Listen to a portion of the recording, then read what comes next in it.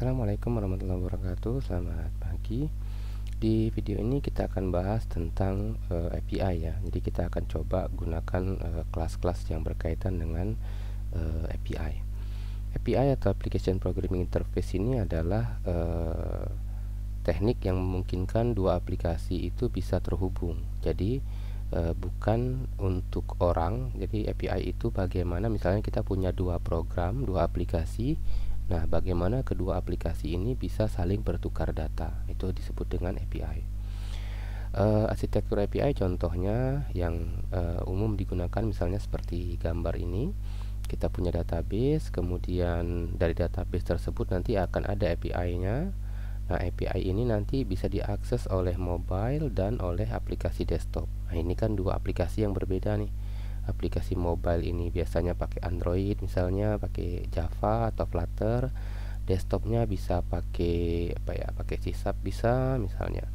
Kemudian mereka bisa berkomunikasi dengan database. Database kan juga beda nih. Databasenya misalnya pakai MySQL atau pakai MariaDB. Jadi walaupun dia beda-beda bahasa pemrograman, dia tetap bisa saling berkomunikasi. Nah, itulah tujuan adanya API ya. Kemudian, nah bagaimana hubungan antara komunikasi antara aplikasi ini? Nah, ini diatur dengan protokol yang namanya HTTP. Ya, jadi HTTP itu aturan ya, isinya aturan-aturan. Contohnya misalnya di aturan protokol HTTP, misalnya ada satu komputer, misalnya di sini ada aplikasi desktop, dia akan minta data ke server. Nah, disebut dalam protokol HTTP itu disebut dengan proses request ya. Jadi misalnya dia katakan, saya mau minta informasi nih yang ada di URL-nya google.com misalnya. Seperti ini misalnya di desktop ini. Nah, ketika saya klik enter berarti saya sedang minta informasi ke servernya google.com.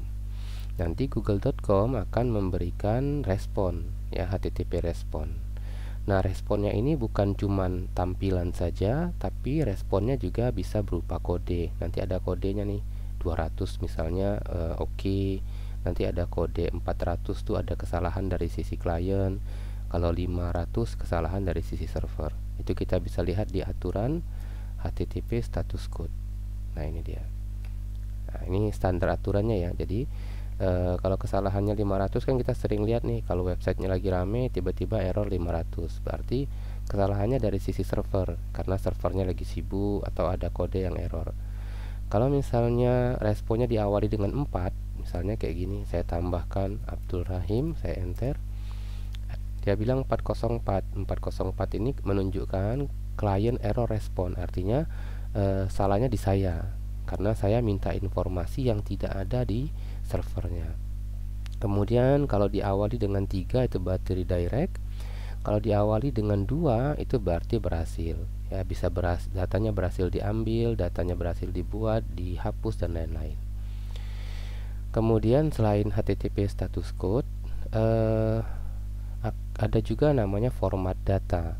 Nah, biasanya kalau kita di web browser ini sebenarnya format responnya, jadi kalau kan saya minta data nih ke Google berikan saya halaman yang ada di google.com seperti itu.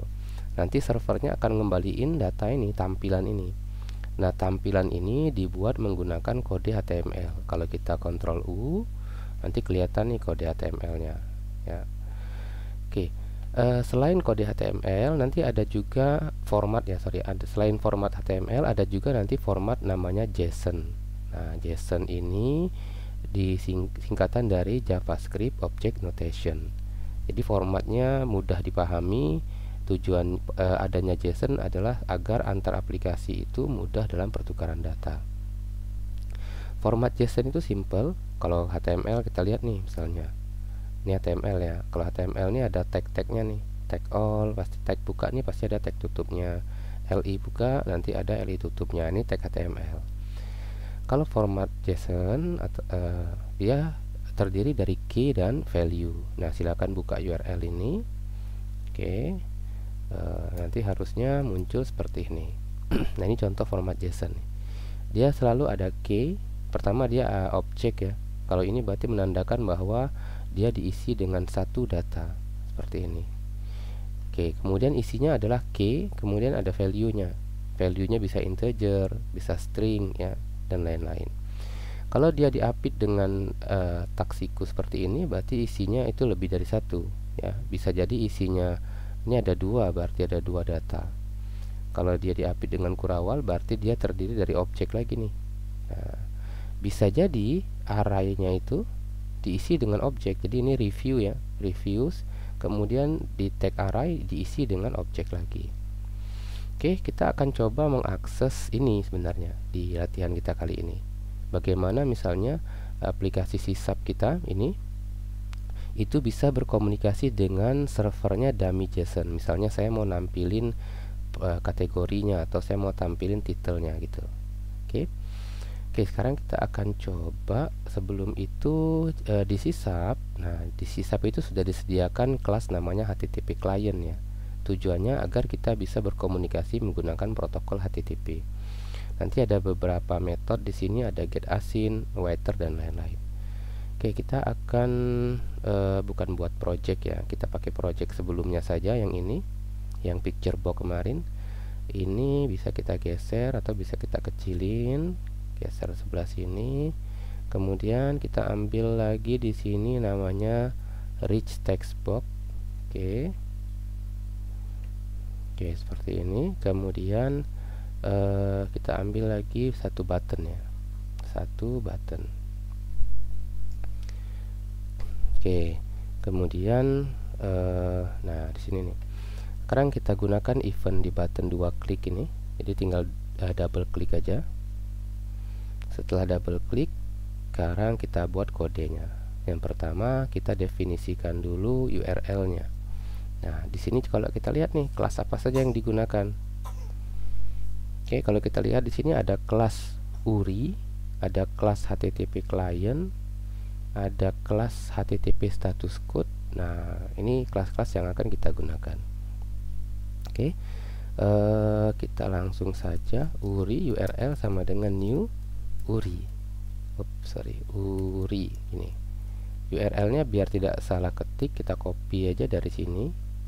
Oke, di copy, kemudian pastekan di sini. Lalu kita gunakan keyword using ya, nanti kita bahas. Oke, var client sama dengan new HTTP client. Oke, kemudian setelah itu sebentar, kita lihat, saya lupa. Kita lakukan request menggunakan getAsyn. Di sini berarti var request sama dengan client titik getAsyn, kemudian masukkan URL yang mau kita ambil datanya, kemudian kita gunakan getWaiter, kemudian titik getResult. Nah, di sini kita tidak gunakan asinkronus sebenarnya ya. Oke, nanti kita modif kodenya. Sekarang kita coba dulu nih. Kita nggak usah pakai if, langsung aja string response string sama dengan request titik content titik read async a string titik result, kemudian rich text box 1 titik text sama dengan response string.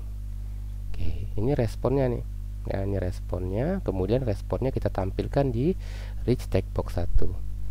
Oke, kita coba jalankan. Harapannya ketika tombol button 2 diklik, datanya muncul di sini. Nah, ini dia nih. Ini berarti kita udah berhasil menampilkan data dari websitenya dummyjson.com. Data ini nih ya kita tampilkan. Oke, kalau kita lihat di sini datanya ini, datanya kan dalam bentuk string ya. Dalam bentuk string artinya kita tidak bisa ngambil salah satu saja. Misalnya saya mau ambil titelnya saja nih. Nah, kalau dia string itu tidak bisa dilakukan. Nah, langkahnya adalah kita harus ubah dulu respon string ini menjadi respon dalam bentuk JSON ya. Nah, caranya di sini kita akan membutuhkan kelas yang dibuat oleh developer lain. Ya, jadi bukan bawaan dari sisapnya. Jadi developer lain itu buat kelas untuk mengolah data JSON. Di sini kita akan pakai package namanya newtonsoft.json. Cara installnya itu gampang, tinggal klik kanan saja di project, lalu pilih manage nugget package ini. Kemudian kita ketik di sini newtonsoft.json seperti ini. Nah, kalau sudah muncul, nanti pilih yang newtonsoft.json, tinggal klik install. Nah di saya kebetulan udah install ya. Iya, kalau di saya yang newtonsoft.json-nya sudah diinstal. Oke, kita cuma butuh satu ini saja. Nah kalau sudah, cara menggunakannya adalah pertama impor dulu kelasnya menggunakan using newtonsoft.json.linky, berarti di bagian paling atas ini kita impor, silakan diketik ini using newtonsoft.json.linky. Kemudian kalau sudah, kita kembali ke tombolnya, tinggal kita gunakan kelas namanya adalah sebentar. Ini berarti saya komenin dulu ya. Nama kelasnya adalah var response JSON sama dengan JObject titik parse response string. Jadi response stringnya kita jadikan JSON object. Nah kalau saya mau tampilin di rich text box 1 sama dengan response JSON, response JSON. Misalnya saya mau tampilin mana ada di API-nya. Kita mau tampilin titelnya, misalnya copy, taruh di sini karena dia harus sama persis titik to string. Ini sudah selesai. Jadi kita dapat titelnya saja harusnya di sini. Oke, kita coba. Harusnya titelnya muncul di sini. Nah, misalnya kita mau dapatin selain titelnya, saya mau tampilin apa ya, misalnya tuh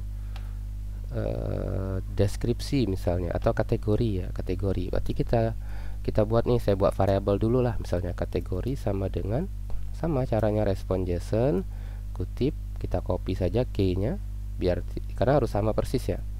Pastekan di sini titik to string. Tampilkan misalnya di message box kategori. Oke, simpan, jalankan. Harusnya titelnya tampil di sini, kategorinya tampil di message box. Ini dia. Nah, nanti bisa saja kita buat tampilnya lebih bagus ya. Misalnya di sini ada gambar, di sini ada deskripsi dan lain-lainnya. Jadi silahkan dicoba, diimprove kodenya. Jadi ini ada latihan juga nih. Latihannya bisa gunakan JSON placeholder. Kita lihat ya API-nya. Kalau API itu coba buka di sini dulu ya, di browser dulu. Pastikan API-nya udah tampil. Nah, kalau di browser tampil, nanti kan tinggal copy saja URL-nya, kemudian kita pastekan di sini. Tinggal ganti bagian URI-nya. Paste, key-nya juga harus sama dengan key yang ada di API ini. Di sini title dan body misalnya, berarti di sini kita tampilkan title dan body. Nah, kalau datanya sudah dapat ya, tadi bebas mau diolah jadi apa misalnya, itu terserah kita ya. Tapi intinya sekarang kita sudah bisa berkomunikasi dengan server dummy JSON ini menggunakan protokol HTTP. Format datanya adalah format JSON. Oke, silahkan dicoba. Nanti kita akan bahas lagi ya format JSON ini, kemudian bagaimana buat tampilannya biar lebih bagus. Nanti kita akan coba. Assalamualaikum warahmatullahi wabarakatuh. Selamat pagi.